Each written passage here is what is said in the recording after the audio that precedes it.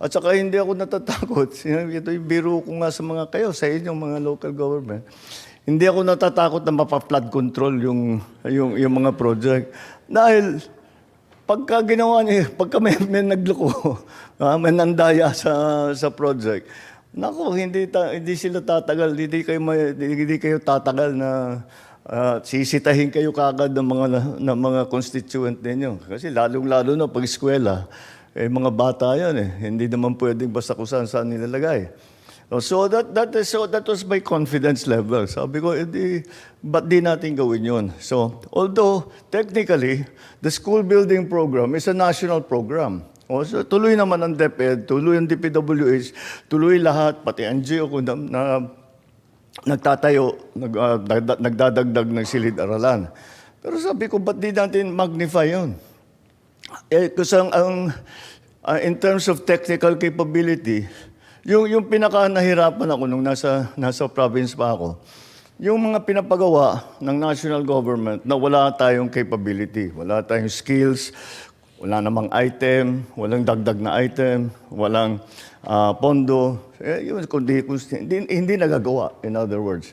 Pero sabi ko, yung pagtayo ng school building, napakasimple lang nun. Napakasimple lang gawin in terms of technical capability. Kahit kamay-kamayin lang yun, kayang-kaya yung two-room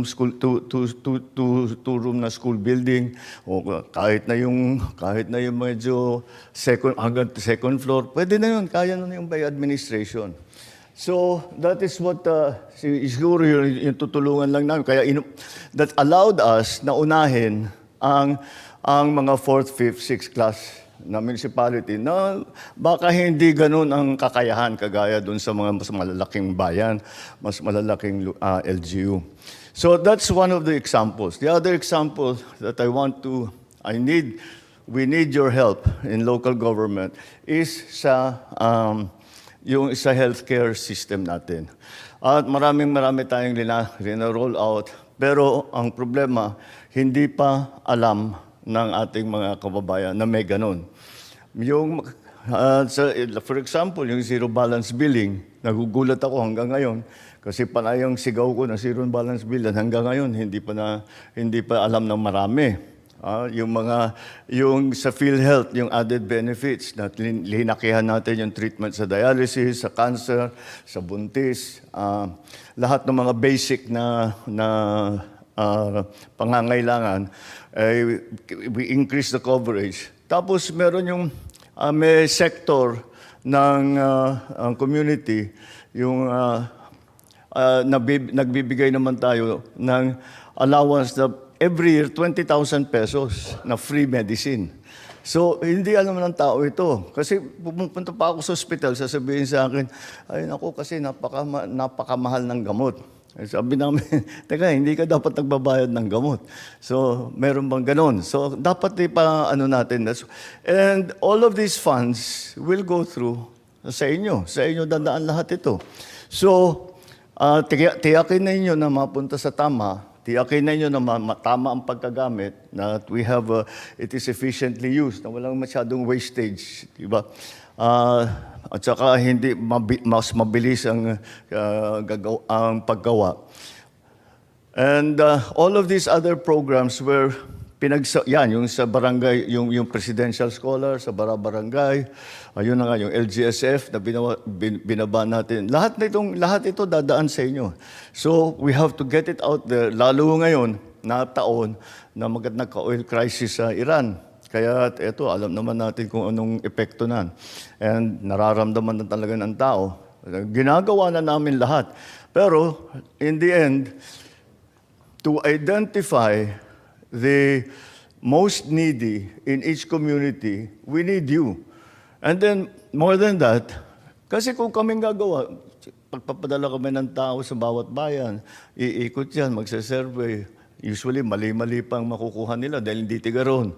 So, we're depending on you for that. But at the same time, not only in terms of making the list, but also yung sa pagbigay ng benepisyo sa ating mga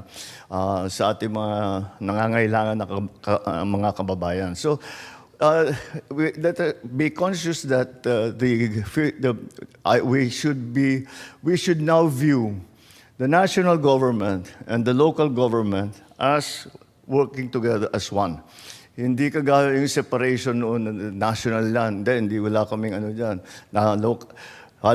And that's why pinapalitan namin lahat na tinitignan talaga namin kung ano ba yung rules. Hindi naman masyadong connected dito sa ano. Pero one of the rules, hindi pa para sa atin laging sinasabi, national road, sa national yan. Di ba? Provincial road, province ang gagawa, municipal road, barangay road, etc.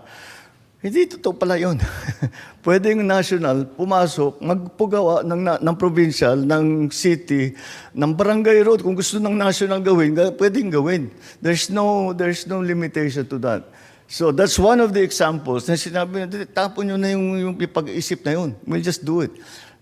Para magawa kasi, sasabihin nyo, 10 taon na namin hinihingi ito, hindi namin magawa-gawa. Wala pang 1 kilometro, maliit lang naman na kalsada. Ba't di matapos-tapos? Kasi municipal road po yan, hindi pwede natin gastusin. So what? Diba?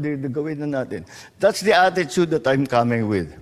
That, we have sometimes given ourselves limits on what we can do. Maybe it's time to think ahead, think bigger. Dapat na lahat ng basta't magawa. It doesn't, para sa akin, it doesn't matter kung sino ang gagawa, who gets the credit, who funds it, hindi importante sa akin, basta't magawa. At saka sasabihin, national project yan, yung lokal lang ang getting the credit. Sabi ko, bigay mo sa kanila. Ano ba naman sa atin yun? Di ba? It doesn't matter to me.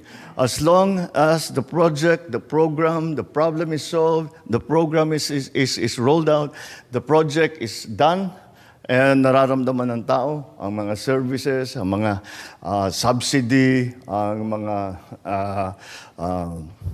tax break, kung ano-ano, lahat yan ay kailangan natin. Basta gawin lang natin. Siyempre, ano ba yung lagi natin naririnig? Boss, tahan-tahan, makokowa tayo eh. Di ba?